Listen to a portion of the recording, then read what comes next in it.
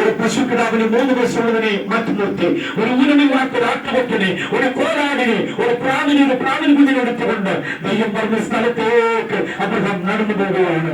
ചെന്നനന്തരമായി അവിടെ ചെന്നനന്തരം ദൈവം പറഞ്ഞുപോലെ അവയെല്ലാം 34-35 വായിക്കുന്ന പോലെ അവയെല്ലാം ഒത്ത നടുവ് അബ്രഹാം പുലർന്നു. ഇവയെല്ലാം ഒത്ത നടുവ് പിളർന്നു. അതിനെയാണ് ഉടമ്പടി എന്ന് പറയും. അതിന് പല ഉടമ്പടികളുണ്ട്. അബ്രഹാം ഉടമ്പടി, ഏതെങ്കിലും ഉടമ്പടി, ദാവീദിന്റെ ഉടമ്പടി, ലേവ്യ പുസ്തകം 25-ാം അധ്യായത്തിൽ വായിക്കുമ്പോൾ യോബേൽ സംഘർഷത്തിലെ ക്രയ ഉടമ്പടികൾ, അങ്ങനെ ഒരുപാട് ഉടമ്പടികളുണ്ട്.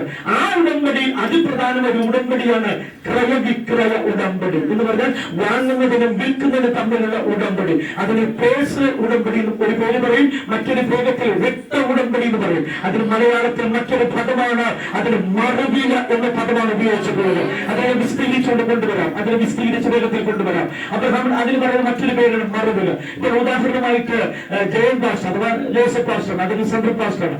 ആ ബഹുമാന അഭിഷേകത്തിന് ഒരു ബുള്ളറ്റ് ഉണ്ടെന്നിരിക്കട്ടെ, ബുള്ളറ്റ് ഇല്ല, ബുള്ളറ്റ് ഉണ്ടെന്നിരിക്കട്ടെ.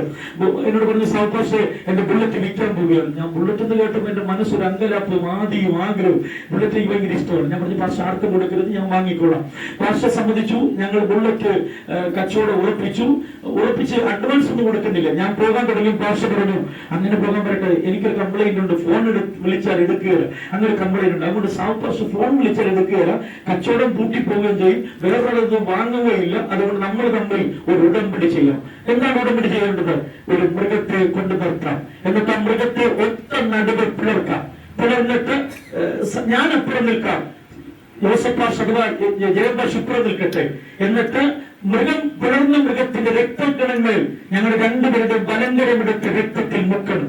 മുക്കിയിട്ട് പറഞ്ഞ കാര്യത്തെ തെറ്റിപ്പോകാതെ ഉറപ്പിക്കാൻ രണ്ടുപേരും രക്തം കൊണ്ട് കൈകൊടുത്ത് ഉടമ്പടി ചെയ്യണം.